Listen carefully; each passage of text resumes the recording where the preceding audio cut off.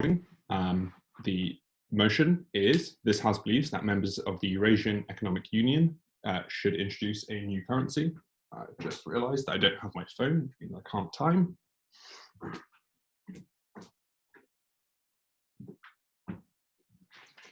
So, without further ado, for the speech of ideally 7 minutes in length, but not exceeding 7:15, I invite the Prime Minister to open the debate.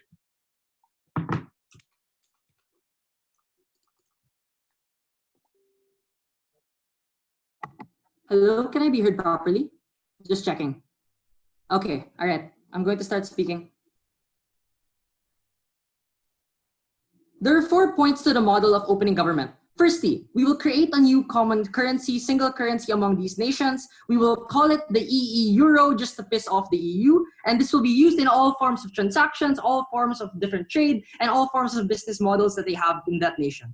Secondly, we will create the Eurasian Central Bank with significant representation from all member states of these nations. They will make decisions on bailout, decisions on whether or not they will print more of that currency, or whether they will withdraw it, or they will cede the autonomy of the monetary policies of these different nations. Obviously, that's part of the model. Thirdly, we will concede that probably because Russia is the largest and strongest nation in the EU, that a lot of these states will be controlled by Russia, or at least a lot of their trade does go to Russia. But we will say, compared to the status quo, the creation of a single common currency in the EU does necessitate that Russia does have to be able to have significantly more investments because they don't want other countries to fail. Fourthly, because of this model, we would say this is a precursor to further and stronger economic integration and economic convergence within these nations, such as the ability to have the freedom of movement, the freedom of labor between these nations. We would expect a lot of that would continue to happen, or would happen even more so because of the first thing that happens under our model. We would say that this is a good thing that has happened before, such as through capital flows between countries such as Finland and Norway, the rest of the EU, that has happened historically through the creation of the euro, which has seen a lot of money flow from each other. I'll take a POI from CO because they have a clarification. Just to be very clear, this is not a policy debate, but an analysis one. You cannot give a mechanism you do not have this yet. You need to analyze what is likely to happen. Yeah, well, this is what is likely to happen. I think that that's the most likely outcome, and therefore that's the probable model. First argument, why there are unique characterizations of a common currency that are good in this model if they were to create a common currency. Because obviously the debate presumes that there's presumption that the model would happen, or that this would have happened to some extent. And if that consensus did happen, then these 3 characterizations would happen through a common currency and its creation. 1, we think that the problem today is that having independent monetary currencies deals with the trifecta problem of many nations within it, especially if the problem is, in terms of foreign exchange, they have incentives to create a fixed currency. And we have seen this happen in countries such as Belarus and Armenia because they need to be able to protect and have several protectionist policies within their significant nation, or to devoid from itself from super foreign trade liberalization, etc., which does create a lot of significant amount of risk for these nations. That is why we think the creation of a consensus currency that everyone can agree to destroys that problem of the cooperation problem between these nations. It is much more easier for each nation to take the risk of modernization, take the risk of being able to have investment, because it encourages that capital investment from larger nations. You don't have the threat of other people pulling out as easily as they would before, because now they have the same currency as you, and if your currency fails, it is more likely that they're likely to fail as well, and they can't take that risk as well. But the second benefit of this is that when you have the sharing of that risk among these nations, it encourages those larger nations within the EU to become more involved in its economic activity. So we would say, yes, Russia will be more involved with its oil trade and the creation of infrastructure in many nations like Kazakhstan, but that would be a good thing that is significant for these nations, because those resources are significantly underutilized in the status quo. Like we see that many of nations like Kazakhstan, for example, have significant amounts of oil reserves that are being underutilized because of the lack of modernization, and because the lack of the threatening threat of capital flight, that they continue to make a fixed currency, and the continued threat of them having less investors, and that is why a single common currency is better for that. But the last reason is that it allows them to have better competition against the EU and other competing nations. Right? It's a good thing that we have seen several nations collate with one another and go across the different strongest powers within their areas. Like Asian nations, for example, continue to collaborate with China under the AIIB or under the ASEAN, for example, and they continue to cede more autonomy towards these nations. And that's a good thing because they want to have more bargaining power. This is the same extent that we have today, such as with the EU, because since the EU might be the largest other alternative trading partner for many of these nations, the trade diversion that is created through the creation of a single common currency makes it much, much easier for you to collectively bargain and create stronger economic ties with more of these nations. So instead of just the Kazakhstan EU deal, you are more likely to have the EU deal that is better arbitrated and better created through the shipping model. So we reduce risk for many of these nations, make it easier for them to buy in, and the cooperation problem is significantly resolved. So we think these are better for individuals on the ground, because when you have economic development for a single person through modernization, they get more food, they get more money, they have more risks that they can take, and the stable economy they will have in the future is better. But the other benefits you would provide to you is that it lessens the risk of political instability or the risk of political strife. Like a lot of nations, for example, don't want to have these, and these are typically authoritarian nations as well, but it is also a risk that we take away, especially if those nations have to say, we want conflict to stop, we want conflict to be reduced as much as possible. Like more and more of these nations, because they are economically integrated, have to reduce these risks over time. That is why stability is our end goal, and that is the best form of model we have with a common currency. That's the second argument, why stability is best promoted under our model. But before that, I'll take a POI. What do you comment on the growing tension between Belarus and Russia, and how a model like this basically increases Belarus's dependence on Russia, where Russia can essentially economically bully them? Okay, so here's my answer to that. My answer to that is that if certain nations like Belarus want to become more economically independent and more independent as nations and want to move away from Russia, we think that the benefit under our model is that the status quo means that they will still want to be like that, but they are caught in a single bind. The bind of whether they will go towards more foreign investment towards China or the EU, or if they will go under the significant economic sanctions that are promoted by Russia. We think Russia is the only the last bastion of hope that they usually have with these nations, and that's why stability is good for Belarus in this particular instance, because even if they see some economic independence, Russia has an incentive to buy in this model because they don't want to lose Belarus to those other competing nations. The better example is Kazakhstan, because if China continues to build more infrastructure in Kazakhstan now Russia has an incentive to buy into the common currency, because you want more foreign restrictions against China. You want Russia to have more involvement. You want Russia to produce more oil and have them import it and make them the single buyer from you. So Russia now, even if it could have pulled out before, will pull out less significantly and less of a risk in our model, so that the risks on both sides are still worse. So yes, even if we have an antagonistic Russia, it's still going to be better under our model because they're forced to buy into. For all this and more, I'm very proud to post.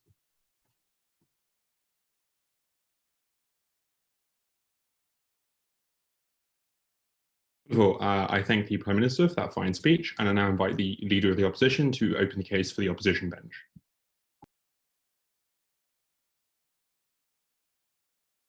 All right. Esteemed panel, our case is quite clashy, so all of the rebuttal will genuinely be interwoven. Wild.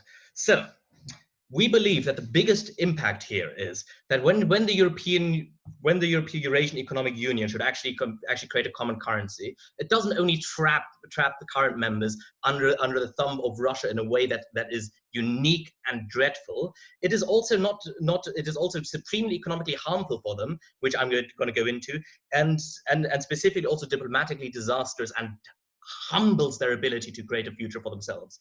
We think this motion, therefore, should absolutely fall. We think the one impact that they're willing to buy from government is that this will be somewhat successful Russian power play, that they will be able to increase their own specific strategic position in the world again. We don't think that is worth it, and we don't think that Central Asian countries and Armenia and Belarus are well served by that. First things first, like a bit of a rundown of the status quo. Look, what we have seen the last roughly 20-something years, particularly under Putin, has been trying to recreate kind of like a strong Russia. It's the idea of basically getting back the influence sphere that they lost in the 90s. Putin looks at countries in the Eastern Europe joining the NATO and is terrified of that. What he wants is specifically getting governments as close as possible to him and tying them down. This is something opening government concedes, so I won't go all that deeply into it. Within this kind of context, one of his flagship projects was this idea of creating this Eurasian European Union, right? And the interesting thing is, since the 90s, barely anyone has joined.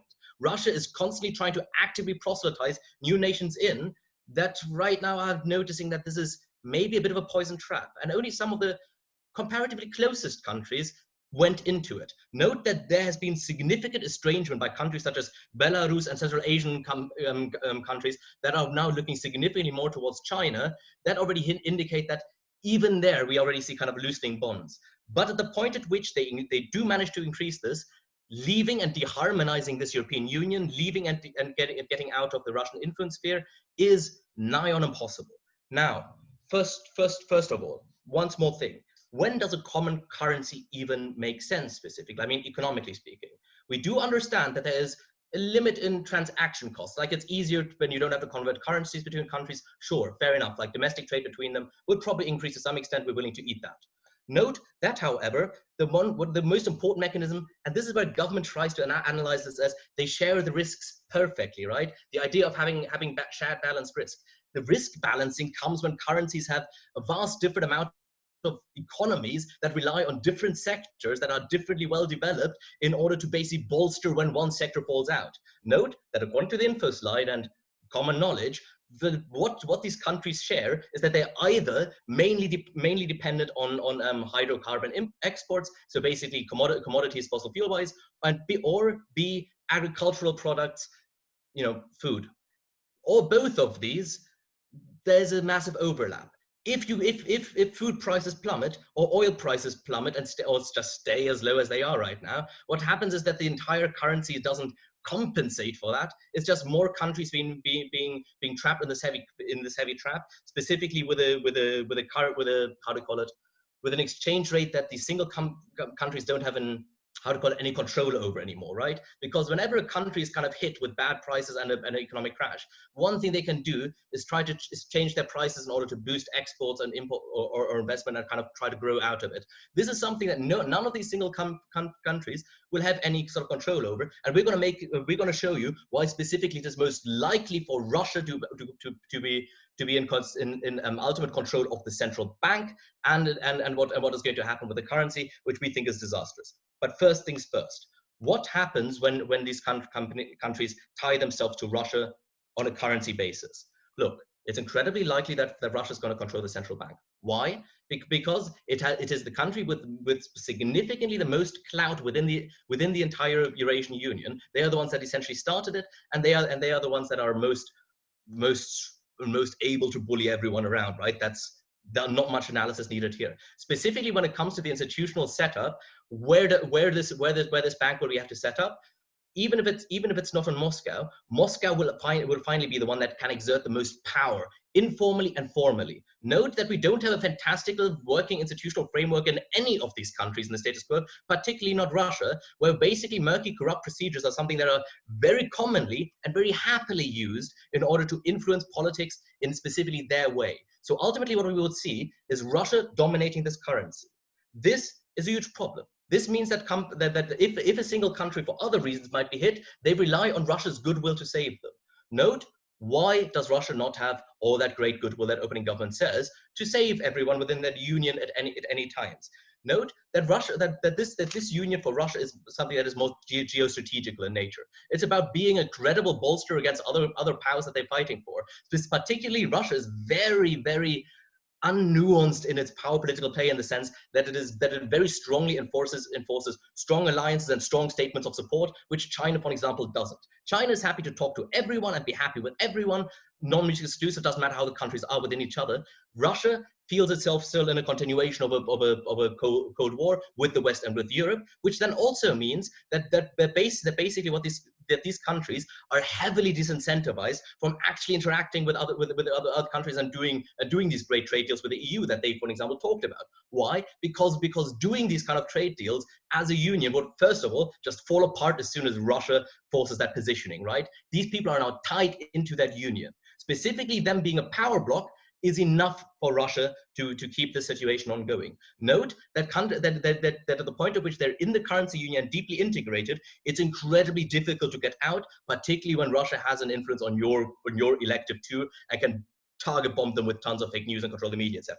We think that this sort of death trap is a massive problem because it also, like, first of all, an extension of this is also that whenever Russia gets sanctioned, whenever Russia does power play, right, this is something that'll hit the currency. That'll hit the currency hard, and it'll hit the currency not only for Russia, but it'll also hit it for Kazakhstan, for Kyrgyzstan, for Armenia. Note that the comparative here is a world in which these countries are more and more willing to tit for tat, give up, like negotiate with different countries, rather than without stepping on their neighbors' toes too much, right? Like, basically, one thing that they plenty of them right now do is remain in this wonderful little Titoist limbo where they're close with Russia and they trade a lot with Russia and they care about Russia, but they're also not averse to taking some Western money here and there in terms of foreign investments and negotiating further for that, or taking massive infrastructure spending like from China into core facilities, particularly like in Tajikistan and Kyrgyzstan.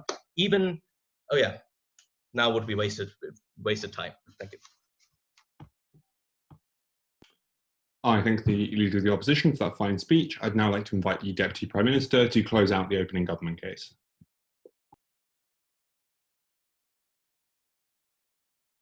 Hello, am I audible? You are, yeah. All right, great.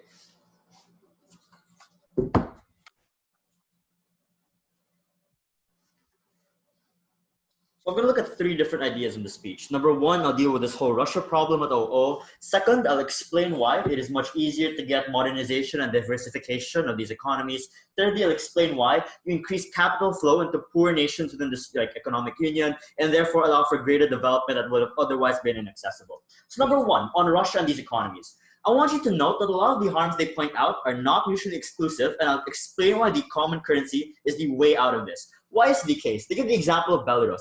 Belarus's trade is 40% Russian, and they are incredibly dependent on their economy for that. Kazakhstan requires passage through Russia in order to sell any of their oil and to trade their oil. What I want to prove to you here is that Russia can influence your decisions by choking you out. Explain that they will sell off their assets in your country. Explain that they can cut off passages, etc.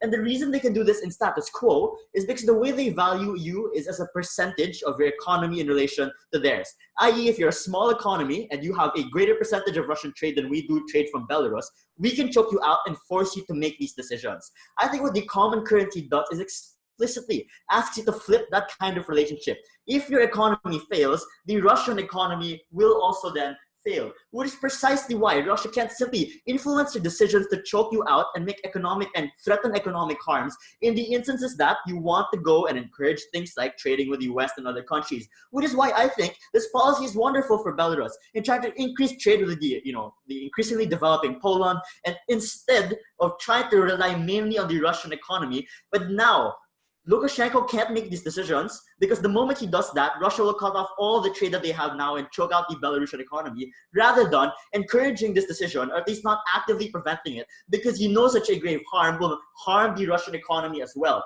And that, even if you don't believe Russia to be democratic, that pisses off maybe the oligarchs in the oil industry in Putin's home that are precisely who Putin depends on for power, because of the economic harms you then tie, because what you do in a common currency is you now share risk with all these other countries. At the moment that Russia can actively threaten you to make these risky decisions and put you under is the moment in which you have a greater bargaining chip against them then. So that's the biggest problem with opening opposition dealt with. I'm going to move on to these two ideas of economic modernization and diversification. So what the euro does is that it allows countries to share risk with different economic shocks. So I think what happens in status quo is there are current disincentives from being able to diversify and modernize your economy for many different reasons, right? Number one, you have wealthy oligarchs in your nation that probably control things like either the oil industry or the agricultural industry. Number two, you don't want to take a long-term project that might make you like unpopular in the short term and thus, threaten your re-election chance. And therefore, it's much harder to take on the long project of like diversification and modernization. I think what LO gets away with is to explain that the prerequisite of this euro is convergence. Rather, I think that is the goal. I think what you uniquely do is you create massive foreign incentives to be able to ensure that countries now have an incentive to be able to diversify them. Why is it the case? Number one, it is not just now that you're going to share these shocks, but at any point that any of these economies within your common currency are shocked, you have an active incentive to say, we will make sure that this maybe monetary policy does not favor you unless you start to attempt to diversify your economy. You now have an incentive to say, we will only give you these preferential trade options and increase integration between us if you use the profits that you're using now from the agriculture and oil industry to be able to diversify your economy and therefore overall lessen the massive shocks that happen. And this is quite important because what opposition needs to deal with is that these shocks will happen regardless. But number one, these shocks happen entirely on your own. You have no larger countries and thriving economies to be able to bail you out. You have no incentive as well to be able to modernize and diversify in the future to the point in which it is a long-term project that is simply short-term, unpopular politically. I think what this does then is it encourages a lot of these different factors of modernization through economic integration. That means that a lot of your negotiations require to have a prerequisite of then trying to make you diversify then when you would otherwise not had an incentive to do so. I'd say then that's particularly important for a lot of these economies to be able to reduce the massive harms of maybe things like an oil crisis, maybe things like commodity disasters, etc. You never get that on their side of the debate then. But lastly, to the moment that they do get it, you don't have bailouts from other countries that particularly rely on you and large economies like Russia to be able to do these things. And therefore, you are stuck in recession. It is incredibly difficult to make a way out because you have to hope and pray that the prices of oil are able to come back up rather than have, at the meantime, some bailout for a lot of these industries, which may be necessary in these times. I'll take a POI from CEO. So not only do countries, I think in general, have an incentive to save themselves from crises and probably diversify the economy, you do realize that the existence of the union is symmetrical on both sides. So they still have a shared incentive to help one another. So the difference is you can survive to some extent without them, and you are not nearly as reliant for a lot of the reasons that you're going to build up your harm. So I think that's incredibly unfair to say it's not mutually exclusive, right? So at the same time, I've also pointed out natural incentives to not want to do it. I don't think that you respond to any of that analysis. Lastly, as I'll say, you create economic convergence and increase capital flow to poor nations for different reasons. Number one, I'd say you have an increased degree of control in their monetary policy and have an increased influence in your ability to make these decisions, and therefore increases your incentive to invest in these countries. Then, why? I'd say a lot of the times, things like your ability to give loans are often paid back in the sense that countries can, increase the value or rather decrease the value of their currency, so they can pay you back in the flat amount at which they had loans now, but they can't do that anymore because you now have a shared currency, and therefore you at least are assured the stability of then wanting to initially invest in the first place, and then having no ability to decide over the economic and monetary decisions. Secondly, you want to increase the value of the currency. You want to make sure that trade is strong to be able to make sure that it's a globally competitive currency. I think uniquely what they do on their side is rather than cooperation, you increase competition. I.e., a lot of these countries have a race to the bottom by doing things like maybe cutting taxes when corporations enter, maybe doing things like giving incredibly preferential rates for companies that want to enter. And what that does is, whoever wins in this competition benefits incredibly marginally rather than just the corporations and foreign investment that are much more likely to benefit them. I think why that uniquely happens on their side is because they don't have an incentive to be able to cooperate and understand that the increasing and benefiting of the other economy also benefits me to the degree that my currency and the currency we use becomes increasingly competitive in the world, versus them having completely distinct and disparaging economies that therefore makes a race to the bottom to the different forms of competition that exist then. What that does is, even if there's foreign investment, you just don't benefit very much from that foreign investment. You might give them a lot of subsidies. You might not tax them high enough. But what we ensure is, because you are now have an incentive to cooperate with each other, it is easier to have these capital inflows to a lot of poor nations. I'm very proud of it. I thank the Deputy Prime Minister for that fine speech. I'd now like to invite the Deputy Leader of the Opposition to close out the case for opening opposition. Am I audible?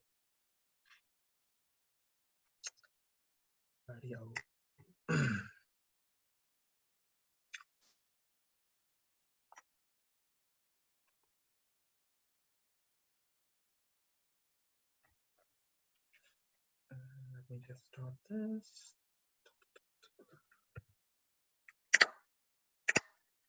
Okay. Starting in 3, 2, 1. Throwing the word cooperation extensively throughout their speech would not make the idea that Russia is going to be a willing player into the entire mechanism a lot more plausible. Look, you need to understand one thing in order to have a context of this debate. The member states, i.e. Belarus, Kazakhstan, and Armenia, are the ones that are more intrinsically dependent on Russia. Russia is not dependent on these states. And at the point at which the agreement or any kind of a trade agreement or any kind of a common currency agreement does come in, we have been given no plausible mechanism to understand that Russia would have the goodwill or the dependence to honor the agreement, specifically on the cooperation mechanisms, specifically when recession happens, specifically when interest rates climb high, specifically when the diversification does not happen, which is a lot more likely on the opposition side of the house than the governments make clear. I think opening government are already comfortably going out of this debate. Look, you need to understand one thing critically in order to have a framework through which you can value this debate, right? Number one, they've given you no counterfactual or no plausible reason to believe that Russia would have this kind of a goodwill to basically go away from its tax revenues or would be willing to give up its tax revenues to meaningfully help other nations in distress. Particularly in times of a pandemic crisis that is going on currently, we have no plausible mechanism and no characterization of the nationalism that exists within these countries to understand that they would have favorable outcomes or favorable political narratives, even if it comes to sharing their tax revenues with other countries, right? Because note, even if the benefit of Kazakhstan or Armenia suddenly doing well on the diversification of the economy actually happens, and one other country like Belarus, which currently in status quo is not doing so well, whereas Russia is actually putting and piling increasing pressure on Belarus by trying to increase their power consumption prices and basically lowering the subsidization costs on when they buy and import power from Russia. We already have a model in which you can see that the internal conflicts within these countries would create a narrative in which people and even like politicians within these countries would be unwilling to share the tax revenues in order to bail out economies that are much more likely to go into recession at the point at which the dependence mechanism is still heavily going to be on the side of the whole Russian balance, right? So the whole impact that opening government, and I think CG is going to be going into this, I will take a POI from CG in a bit, but at the point at which the entire dependence model is basically trying to frame Russia as a good actor, and at the point at which they're saying that Russia has a lot to gain from this economic union, we're saying Russia can easily incentivize and make the deals or the conditions of this union or of this unionization of the currency very favorable to them, meaning that they have the political leverage and the political capital to punish states when they try to betray this union or when they try to trade outside this union, whereas Russia already has trade partners outside this union as well, with players like Iran and even like trading with Germany at this current status quo, right? So they already have enough leverage to not be overtly dependent on the economies from these countries, whereas these countries actually do because of the diversification point that Calix brought in, that has not really been contested by the entire opening government bench, right? So in this case, we already see that Russia doesn't have the goodwill power to play into this. But more importantly, what exactly does happen when a country goes into recession and it can't devalue a currency so that its businesses, whatever businesses that do exist within its own confines, can sell abroad, which means any kind of addition to the government treasury can be made at the point at which they can sell their businesses abroad, can make any kind of tax revenue. What exactly happens to that kind of framework? Two things, right? Number one, if these businesses are homegrown, then you don't really get any kind of benefit at the point at which you can't devalue your own currency. But more importantly, at the point at which the opening government explicitly said that there's going to be a central bank for the EEU explicitly, the central bank does not exist within the confines of their own currencies, which means the the interest rates that will be set up for the struggling economies will be too high, whereas for the thriving economies, provided economies within Russia will thrive, even under the case of opening government that they already give in, we have an incentive to assume that a lot of these countries will have trouble borrowing a lot of money from these countries or from the central bank of EU that will be existing, which means a lot of cases of Greece-like outcomes are a lot more likely to occur on the OG side of the house. I will take a POI from CG if they have one. So from yours and Calix's analysis, it seems you're not very pro-EEU. Do you think these countries can exist outside this union and get any benefit, or do they require being part of this union? Yeah, I'm coming to that. I'm coming to that in just a few seconds. But yes, large answer, they can exist outside this union currently at the point at which it is Russia's dependence, or basically Russia's strongholding on them, that basically makes them a lot more dependent. Because at the point at which they aren't bound by their own common currencies, or at the point at which they still can have any kind of THOS dance that Kazakhstan can do, distance themselves, and then basically, you know, make more trade deals with partners like China at the point at which the Belt and Road Initiative is already taking place, we'd say that this would be a lot more of a benefit on our side of the house. But more importantly, I think the single most important analysis that you need to go into is this idea that Putin already is interested in ruling indefinitely, and he's already made the constitutional overhaul through which he can rule Russia indefinitely, like even beyond 2024 and even beyond like whatever the fuck that will entail into. But basically, the point at which there is that there's a lot of political manhandling that will be happening from Russia, which is what we don't want for a lot of these states to be influenced under, particularly when a lot of these states have been trying to combat the Russian influence and the increasing influence of Russian nationalism onto their own sovereignty. Which means at the point at which the harms of the recession, which are a lot more likely than the diversification point that you talk about, do come in, there's a lot more likelihood that these countries will start viewing the impunity or the impugnment that Russia will be committing upon their own borders or upon their own economy as a state of conflict, which means you have a more which means you have more case of political turmoils also existing in the future at the point at which there is no agreement actually coming into the fore,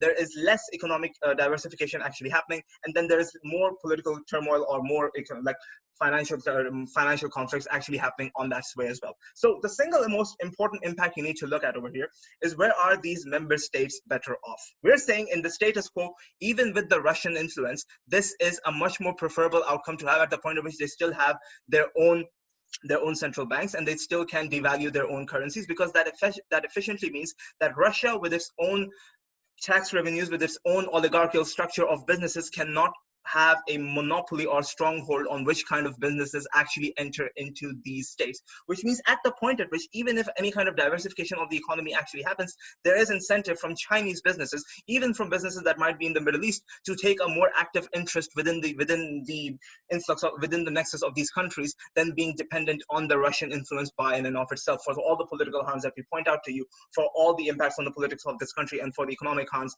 the recession will likely happen. So proud to oppose.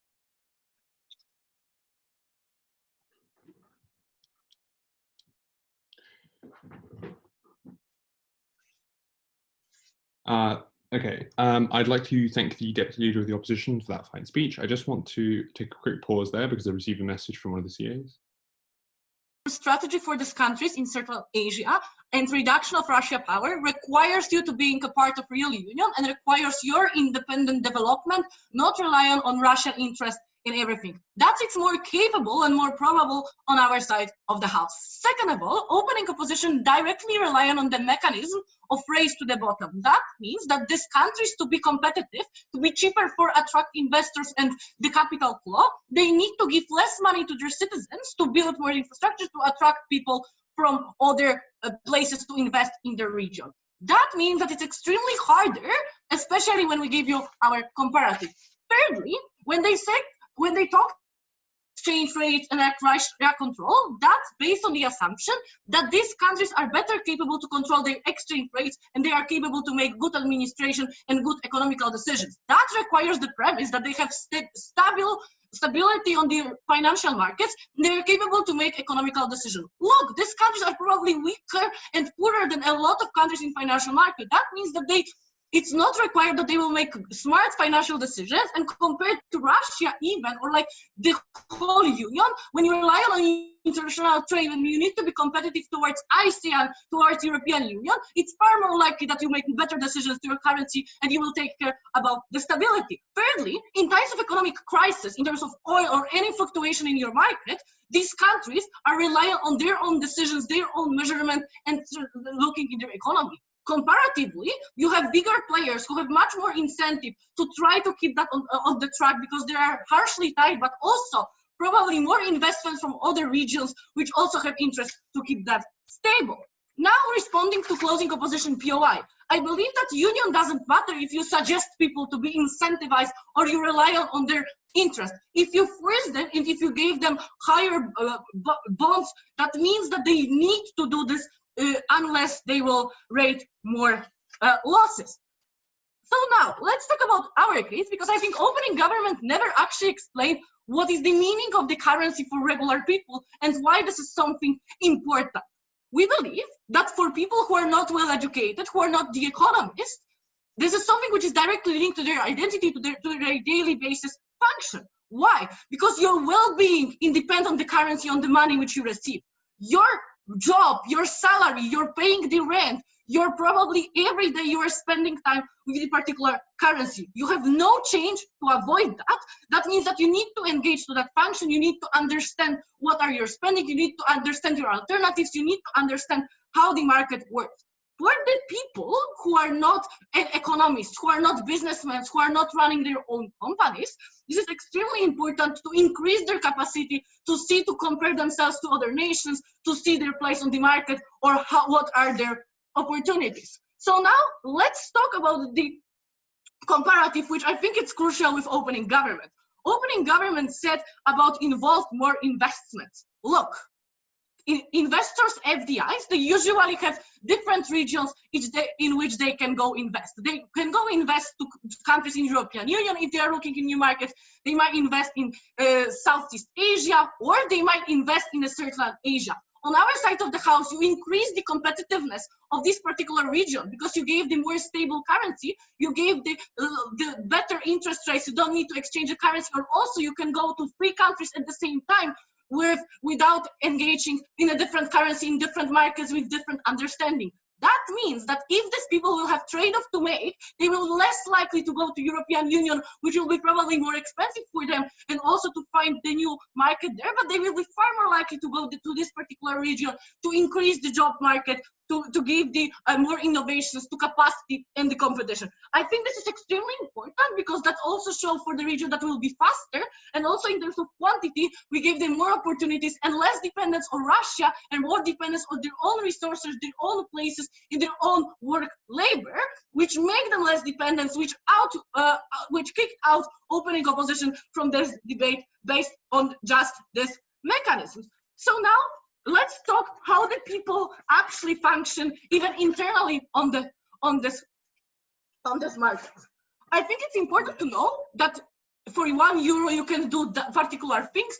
For whatever currency is, it's extremely harder for people to estimate or to understand how that actually works. It's also harder to raise the wages on the comparative. It's also harder to see the clear difference if you don't know how the inflation, how the rates work. That means that more stability and keeping that particular condition can increase the capacity for these countries, both from the top of the administration to create the policies or also to enjoy the job market. But secondly, for the people from the bottom to travel, for them to look where they want to live, to try to, especially in the region which is such connected by the culture, such connected by the common history, and for the people who are looking for the opportunities to live there. That means that our case on the utilitarian metric, on the metric of intensity of contact with this currency, and also on less dependency on Russia, but how these people will start to create their own business, or at least on the likelihood it's better to achieve. Opening, go quickly. So first things first, Russia may have a lot of sway in status quo, but it needs to play nice not to push other countries away because the West would trade with them because of the Cold War, essentially, that's ongoing. Look, this is a Titoist stance that right now these countries are using in order to try to get a bit of the best of both worlds. We think they're capable of managing that. What we are saying, it's because these countries will always be dependent on Russia to some extent, and it's extremely hard on your side to which extent the impact will be negative from side of Russia, especially if they still have political capital, culture capital, and everything. What we are saying is that you're trying to empower these nations and these countries and the population there and try to open them for more investment from other things. What closing government is telling you, it's the mechanisms how to give these countries and this population more chances to get more investment, not only from Russia or the region, but also FDIs, and how to increase their capacity to function independent from the Russia. But second of all, how these connections and also how this explanation, how the currency and common identity works can actually create this union more powerful, and also in the long term, more power balance towards Russia and less dependent on their decision. But lastly, in terms of any crisis or any problem, if your few countries that rely on your currency, not only the one, it's far more easier to keep that on.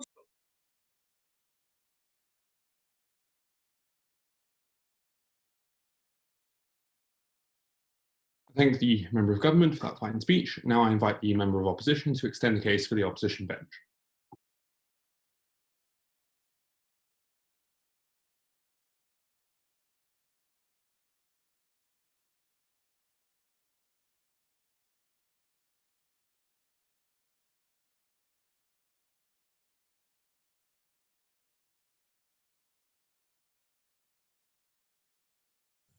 I didn't see I'm muted. Can you hear me? Great. So look, first house is all talking about the interest of Russia. Opening opposition say that Russia is trying to take over these countries and do really bad things. And opening government is saying that Russia is an angel and just trying to promote them and so on. We're going to show you in our case that even if Russia is an angel, like opening government is claiming, they will still kill their economy and it's not dependent in their interest at all. I'm going to show you first how monetary policy affects the fiscal one, and secondly, why Russia, according to that, is going to just destroy the economy of all the other countries. But before that, one point of short rebuttal. We get from a closing government the case that people will prefer investing now in these countries and not in Central Europe. We just think it's totally not comparative to the status quo. We think that, first of all, it's totally different markets. While the countries in Central America, their market is basically oil and agriculture, like we got from the Infoslide. We think that Central European countries have totally different markets, which is more high qualified market and so on. Secondly, we think that they have many advantages in Central and East Asia, like cheaper products, like cheaper employees, things like that they can't compete in Central Euros. Therefore, we just think it's out of the debate. Let's move to my argument. First, how monetary policy affects the fiscal one. When we're talking about monetary, you're talking about printing money and control the value of the money itself. We're talking about fiscal monies, how the government use this money for its expenses. We think that the monetary policy is only a tool for the government to control its fiscal one. Why is it true? First of all, we think that monetary policy is de facto taxes. They can make all of the money of the people worth less by printing money and take more money to the government by the money they printed and now expend it in more. Just another kind of tax. Secondly, we just think that the governments use monetary policy in order to deal with economic problems. For example, when there is unemployment in a country, we think that first the government wants to drive the economy, wants to make people employ more workers. Therefore, they want to print more money to make the currency lower, the employers cheaper, and to invest more in these areas with government expenses. We think exactly when there's high employment, they want exactly the opposite. They want the people to have more power to buy things. They want the money to worth more in order for them to be able to import much easier and cheaper products from abroad. Now let's move to my second argument. It was how Russia will destroy the economy if they have common currency. We think, first of all, why it's going to happen.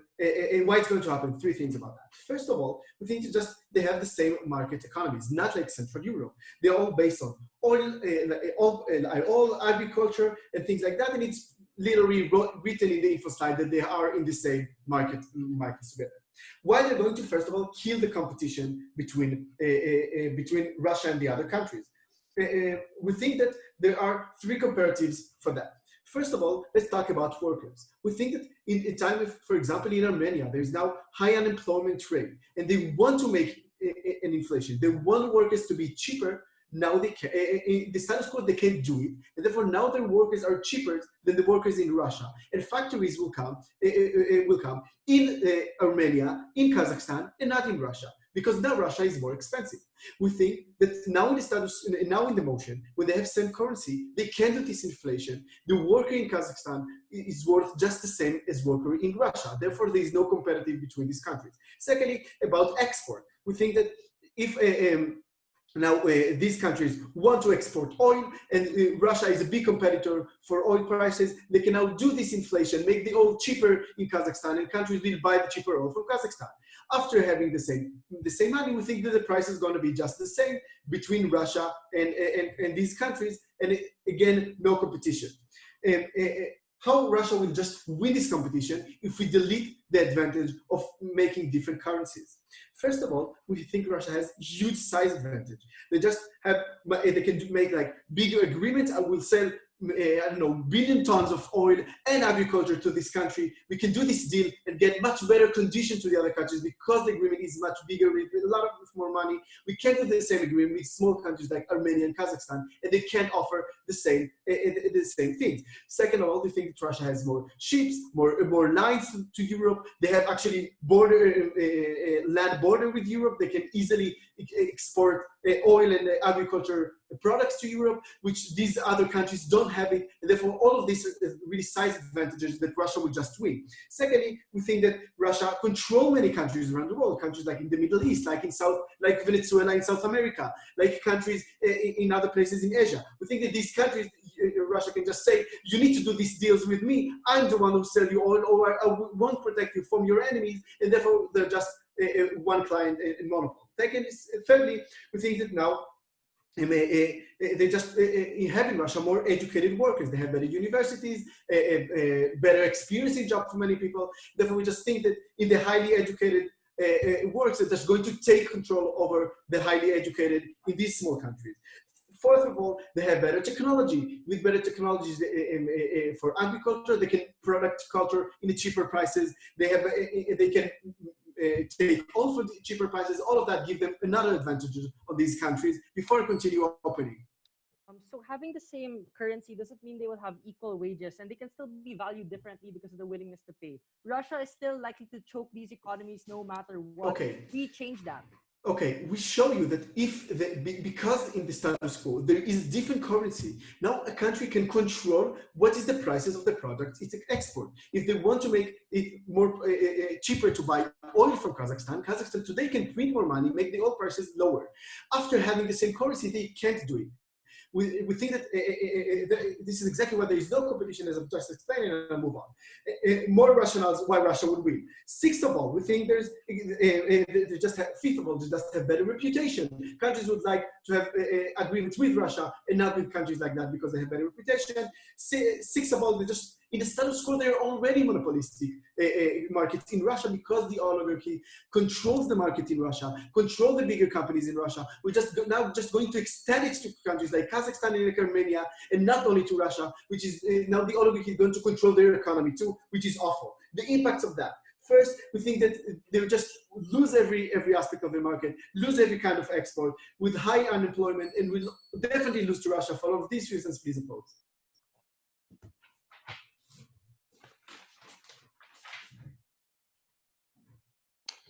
I thank the member of opposition for that fine speech. Now I'd like to invite the government whip to summarise the case for the government bench.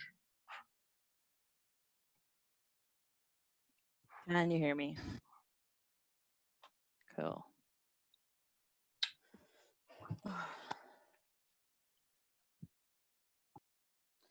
First of all, let's talk about the existence and strength of this union. I think it is clear from opening opposition in this debate that they don't necessarily stand over the strength of the EU at all. That status quo, there is no work on opposition on either teams to do any work to explain to me what this union is and does it actually benefit these people at all, right? They just claim, oh, they'll be fine on their own. And then both teams talk about deflation. Oh my God, I'll get into that in a moment, but it's not a real case. Let's chat about it, right?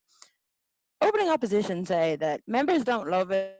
This is essentially a failed Russian project, right? They say that we can see that because these countries are all looking to China, going to the Belt and Road system. A couple of things on this. Why are they going to the Belt and Road system? It is because they need development and because they need some sort of monetary investment in their countries, right? It does not necessarily mean that China is good for these countries. It does not necessarily mean that China is providing the development because, as we all know, China has major international incentives to ensure that the development they do in other countries is only for the benefit of Chinese people, because that's how they kind of make their money and how they make how their project works, right?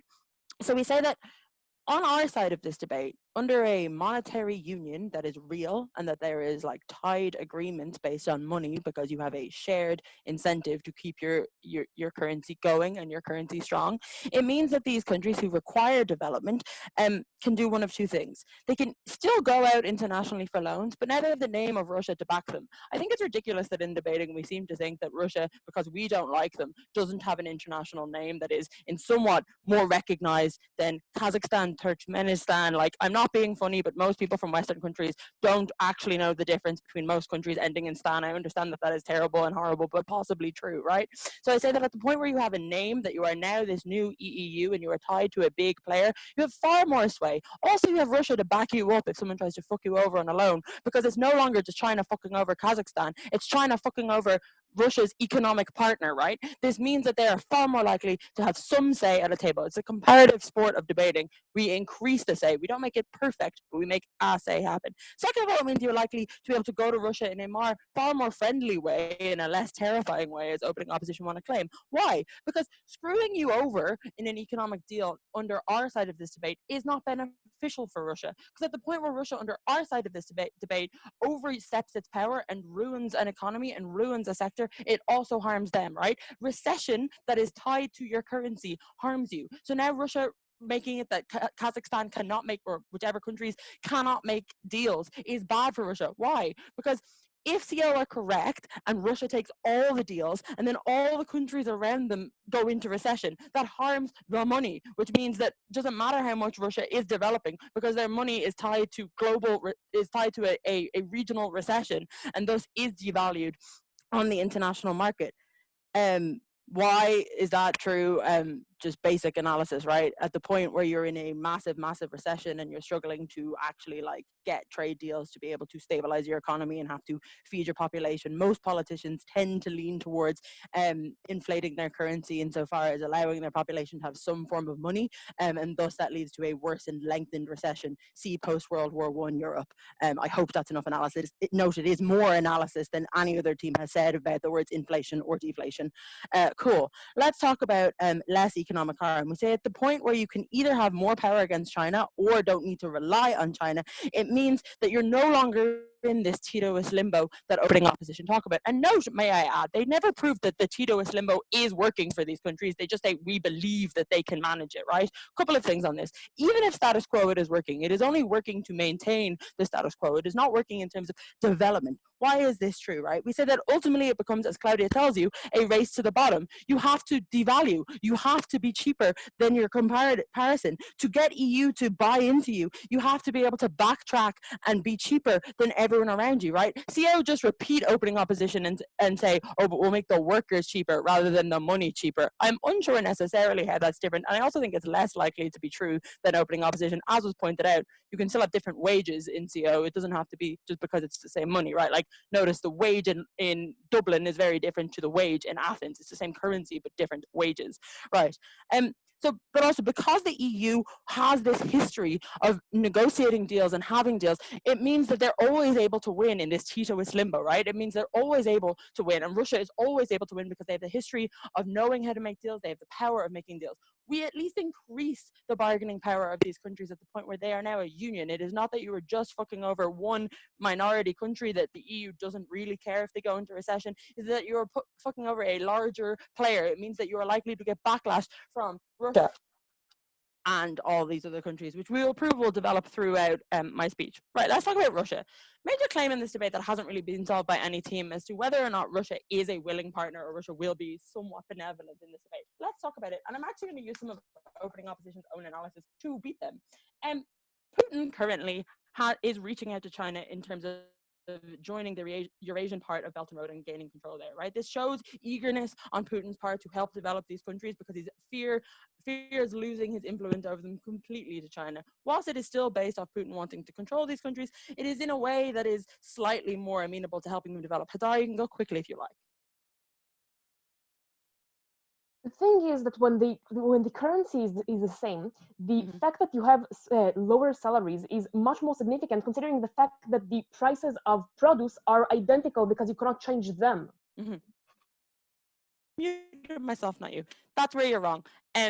the prices of products don't have to be the same. That analysis applies to this being a trade union with EU rules on pricings. That does not apply to a shared currency necessarily, right?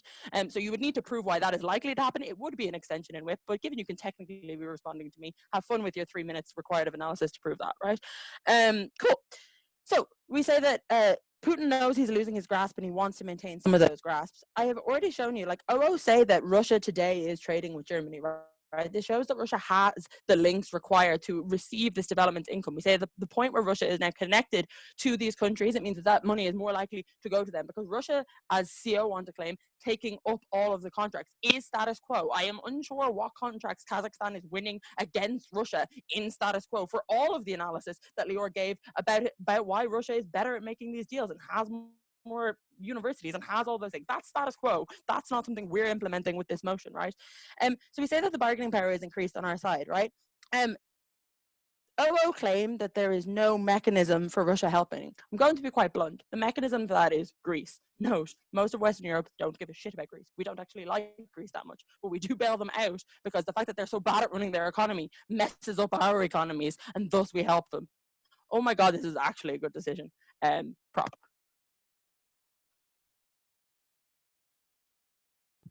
I'd like to thank the government whip for that fine speech, and now I'd like to invite the opposition whip to summarise the case for the opposition bench, and ideally the debate as a whole. May I? Two clashes in this debate. First, on economic interdependency, or where are the smaller countries in the Union less dependent on Russia and have more of an independent economy. Secondly, on investors and where do we have more investments in these also poor countries that probably need the money more than Western Europe. Before that, I want to mainly clarify like two significant things that change under the debate in order to make this a bit less messy than it has to be, okay? Because I think Lucy misunderstood my POI to some extent.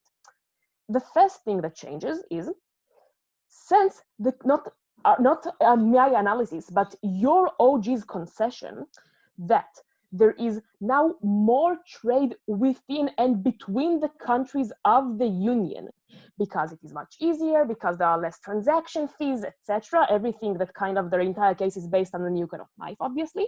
That means that we have much freer trade between the countries. However, what that means is that also the prices are likely to be very similar, because note, at the point at which I at very much ease can employ a Russian or a Kazakh worker to the same ease because I have similar coin or no transaction fees, at the point I can buy similarly from Russia or from Kazakhstan or Kyrgyzstan, because of the fact that, like, why in the world, if I live in a country that is so close to the border of Russia and Russia offers a certain product in a cheaper price, for instance, and now it is even in the same currency, why in the world would I choose to buy the more expensive version if I have the same currency to buy the cheaper version in Russia? So what changes under this debate is the fact that now the competition between these states is much more direct, right? At this point, these states need to actually compare with Russia much more. Whereas under our side of the debate, the status quo, they have another mechanism, which is changing the currency, right? So that means that two things change. First, they have less of a need to compete with Russia because in effect, they have a more protectionist economy as propositions conceived in this debate because they have less trade between them. But secondly, they have more ability to compete with Russia because, as Lior showed you, they have more ability to now decrease the currency, right? So if they cannot compete with Russia, as Lior analyzed, but I'm going to flag in a second, and then they can at least make their prices cheaper via lowering the currency. This is what changes under the debate. Hope this is clear. Let's get to the clashes. So first, on interdependency, and specifically what we got that started from OG and also somewhat repeated by CG, specifically on the fact that when you have more trade between the countries, more trade between Russia and the other countries in the Union, this is probably leading to more competition in general, leads to more growth, leads to a less concentrated market because you have more competition and all of these wondrous stuff. Here is the link that propositions forgot to analyze and Lior actively points out. They assume that adding more actors to the competition or to the market inherently increases competition. We know this not to be the case. For instance, if you were to take an otherwise saturated market and would insert another actor, say a monopoly into this market, it would not increase competition because you have more actors. It would decrease competition because one actor is significantly stronger than the other. This is exactly what Lior shows you, right? That Russia is inherently significantly in every sort of industry stronger than the other countries because it has more reputation, because it has better technology, which means that it can even contest on the prices, right? Because even if the workers are more expensive, you can still produce so much more produce when you have better technology, right? Because it has like more established industry and all the things basically lose already considered market.